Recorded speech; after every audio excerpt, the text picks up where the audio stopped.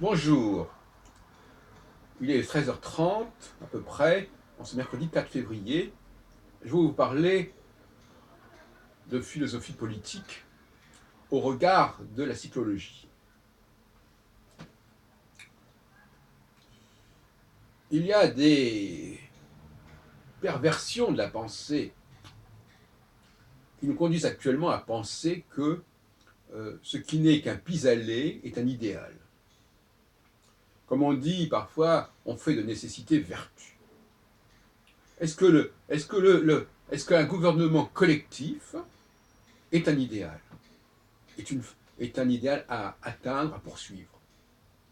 Ou est-ce que c'est un pis-aller, quelque chose qu'il faut parfois accepter, faute de mieux, parce qu'on n'arrive pas à faire autrement, et qu'il faut quand même trouver un mode de rassemblement, et si ce rassemblement ne se fait pas par le magnétisme, en quelque sorte, par l'aimantation du leader, euh, si les choses ne sont pas en place, ne fonctionnent pas en tant que telles, à l'instar du système solaire, qui est organisé autour du Soleil, de sa force de gravitation, eh bien, on est obligé de procéder à un processus de rassemblement artificiellement par le biais d'une contrainte juridique, contrainte plus ou moins certaine, mais quand même malgré tout d'une contrainte juridique, du calendrier électoral, où les gens sont amenés, sont conviés, sont invités, sont priés de participer à un vote. Et ça crée un phénomène de convergence et de concentration, mais qui est produit artificiellement en quelque sorte, et non pas par le génie du leader. Donc on veut nous présenter cela, on veut exporter ce modèle, on veut universaliser ce modèle des élections d'ailleurs qui se font sur des populations extrêmement hétérogènes, et ça c'est une chose aussi que je n'accepte pas. Je suis pour des élections collégiales par catégorie, qui sont capables de choisir au sein de leur collège, de leur propre collège, les éléments les plus valables, et de se mettre d'accord sur un certain nombre de choses, d'évidence, d'arriver à une sorte d'unanimité au sein du groupe en question, et non pas d'arriver à une sorte de majorité qui ne veut rien dire. Alors, effectivement, les choses doivent être claires, les cartes doivent être mises sur la table. Ce n'est pas que j'ai voulu à tout prix imposer une philosophie dictatoriale de l'homme providentiel, du mal dominant, du Führer, etc. Mais il apparaît que l'étude des cycles aboutit à cette théorie-là. Hein. L'étude des cycles montre bien qu'en effet, un cycle est en pleine possession de son énergétique à un moment donné, qui est bien défini par les astrologues comme étant le moment de conjonction entre deux facteurs. Ça, c'est un acquis de l'astrologie, même si on n'est pas d'accord sur la nature de ces deux facteurs, et donc sur leur périodicité, puisque selon les facteurs, la périodicité ne sera pas la même. Mais Barbeau a bien défini dès les années 50 l'idée d'un cycle planétaire. Alors, c'est pas un mot très heureux, mais l'idée qu'un cycle soit constitué de deux éléments, de deux facteurs, est excellente. C'est d'ailleurs ce que disait tout à fait Albus Mazar il y a 1000 ans, la combinatoire de deux facteurs. En l'occurrence, à l'époque, c'était Jupiter et Saturne. Moi, je ne crois pas à la combinatoire de deux planètes, mais je crois à la combinatoire de deux facteurs, un facteur fixe qui est l'étoile, et un facteur mobile, errant, en mouvement, qui est la planète. D'où son nom, planète, qui veut dire errant en grec, qui est un adjectif. Et donc le mot planète n'est pas un nom, c'est un adjectif, il faudrait préciser astre-planète. Donc, euh, il faut absolument admettre que l'état naturel de l'humanité au regard de cette cyclicité est un système qui implique que certaines personnes soient des channels, en quelque sorte, des énergies cosmiques, mais qui en réalité, ces énergies cosmiques, ce sont des signaux cosmiques qui réveillent le processus, l'énergétique intérieure à la personne, n'est-ce pas? Ce ne sont pas les planètes qui nous donnent de l'énergie, mais elles nous réveillent, elles éveillent cette énergie parce que on a conclu une sorte d'alliance, en quelque sorte, entre l'homme et les astres, sinon entre l'homme et Dieu, et les dieux, une alliance qui ferait que l'on se servirait d'un certain nombre de signaux cosmiques que nous aurions d'ailleurs nous-mêmes déterminés, que nous mettrions sous la domination, un peu à la façon des stoïciens par rapport à la nature, en conformité avec la nature, nous mettrions sous la domination de certains signaux cosmiques que nous avons nous-mêmes déterminés, et, et donc finalement, ce serait ça notre loi qui viendrait donc du ciel, comme on dit aussi bien sur le plan astronomique que sur le plan religieux. Alors, donc, voilà, il y a un certain nombre de leaders, peu nombreux d'ailleurs, dont on ne sait pas très bien d'où ils viennent, pourquoi ils sont là, qui ils sont. Tous les hommes ne sont pas nécessairement des leaders, mais les leaders naissent parmi les hommes, tout comme les prophètes naissent parmi les juifs, enfin bon, etc.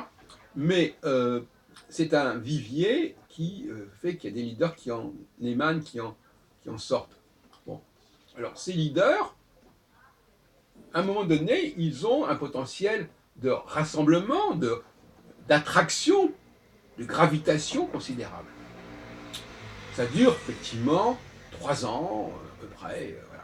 Ce qu'on observait bien des gens, notamment au niveau des couples, où effectivement, dans le couple, il y a quelque chose qui se détraque, qui se défait au bout de cette période de temps. Quand on rappelle. Voilà. Et donc ce leader, il n'y en a peut-être même pas un par pays, enfin on ne sait pas combien il y en a, c'est une énigme.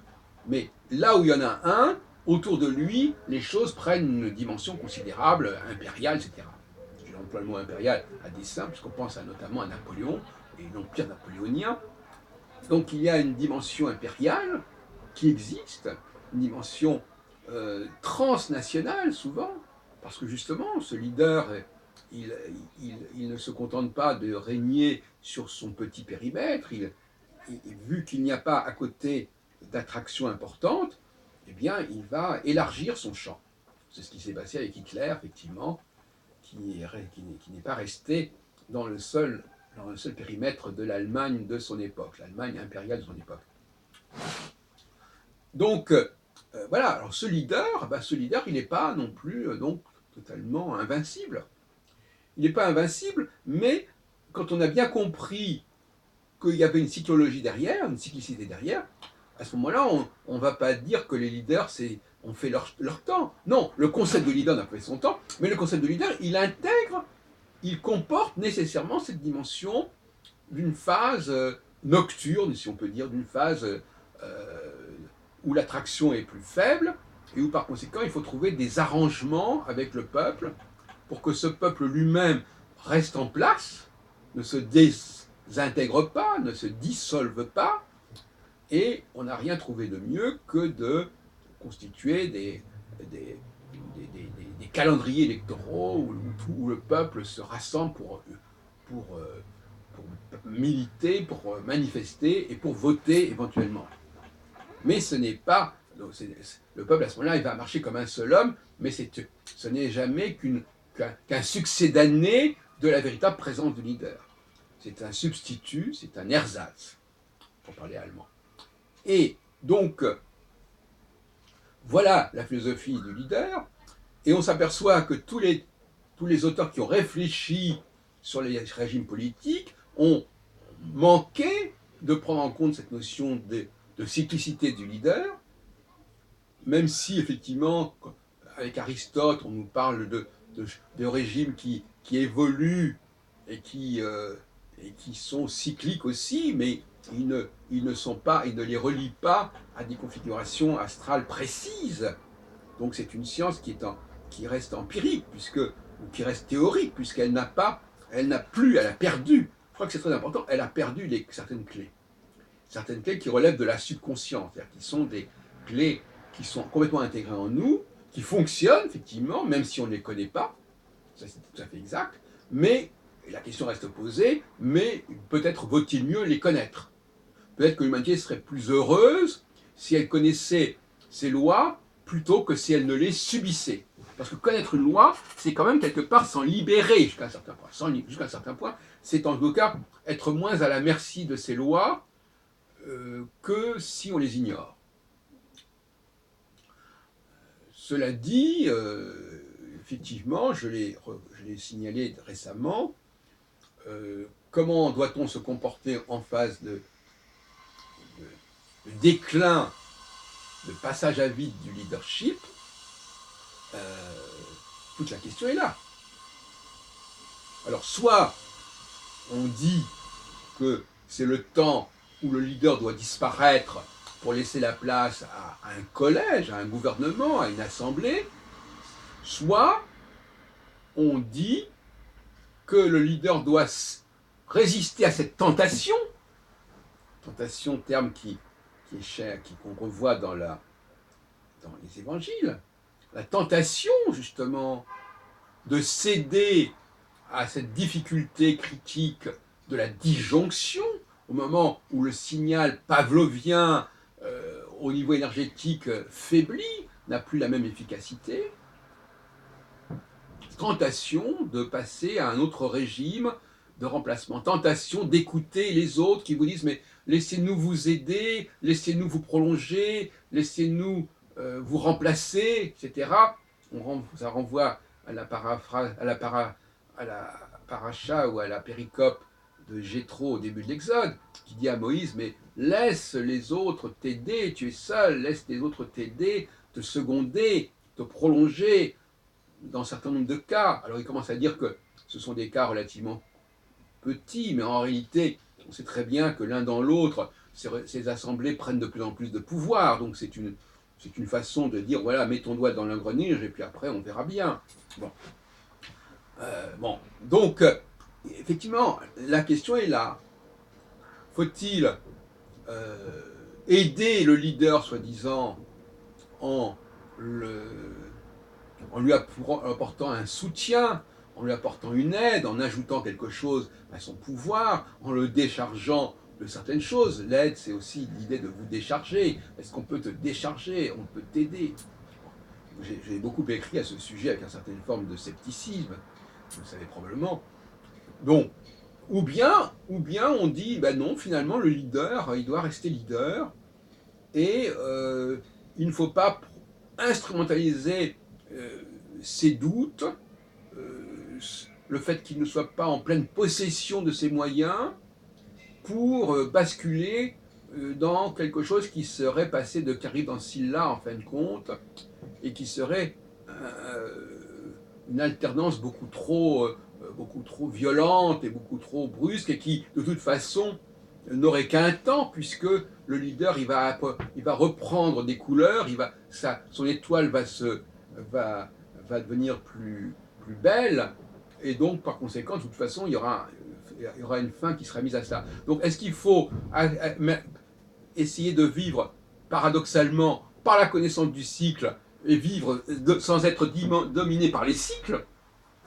C'est ça le paradoxe. Plus on connaît les cycles, moins on est dominé par eux.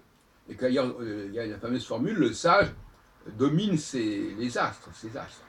Donc cette sagesse du leader fait que même quand il est dans une période disjonctionnelle, la sagesse du leader et du peuple en question, qu'on ne profite pas de cela pour le rejeter, qu'on le maintienne dans une certaine possibilité, en sachant qu'il y a une faiblesse énergétique qui est là, en sachant que donc la force gravitationnelle d'unification, d'attraction est plus faible. Elle pourrait, à mon avis, d'ailleurs, se mesurer probablement par les neurosciences, par toutes sortes d'instruments, tôt ou tard, si ce n'est pas déjà potentiellement possible. Voilà ce qu'il faut faire. Voilà, c'est une question qui se pose, de toute façon. Elle se pose. Je dis simplement, il faut retenir cette formule assez paradoxale. Plus on est conscient des cycles, moins on est dominé par les cycles. Donc, contrairement à ceux qui disent « laissons les cycles agir, on verra bien ce qui se passera, c'est pas la peine de les connaître », comme avec mon entretien avec Cécile Gordon, au Jardin des Thérapies. Non, je dis, connaissons ces cycles, et parce que nous les connaissons, justement, nous pouvons, quelque part, éviter d'être dominés et contrôlés par eux.